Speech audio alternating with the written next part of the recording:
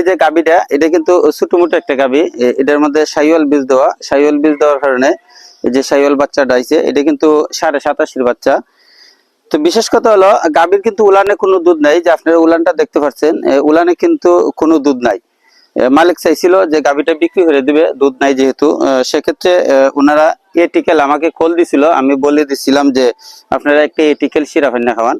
এটিকেল syrup খাওয়ানোর পর এখন কিছু দুধ আইছে না সাধারণ, তো উনি আনছে আধা লিটার, আরো 1 লিটার না খাওয়াইবো, সাথে কিছু দানাদার খাবার খাওয়াবেন, যেমন ফিড আছে করো, অল্প কিছু ফিড খাওয়াবেন, আর সাথে কিছু ভুসি দিবেন, দিয়ে সেটা খাওয়াবেন। এভাবে খাওয়াইলে কিন্তু মোটামুটি দুধ আসবো। শুধু যে বাছুরটা দুধ পাইবো তা না, এটার থেকে আপনিও দুধ কিনে খাইতে পারবেন। গাভীটা এমনি ভালোই বাচ্চা দিছে, কিন্তু সুন্দর বাচ্চা, সুন্দর। ওই বাচ্চা লাগিয়ে গাভীটা রেখে দিবেন, গাভীটা বিক্রি করি না।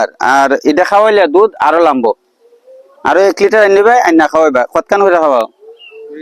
1 ডিফা করে, 1 ডিফা করে, অর্থাৎ 25 মিলি করে। এই গাভীটারে 25 মিলি করে দিনে দুইবার খাওয়াবেন। আবার মারিটাও 2বার খাওয়াবেন।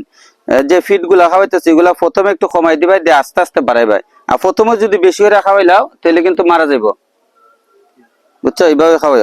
যাক, গাভীটা সুন্দর, বাচ্চাটাও মোটামুটি ভালোই আছে।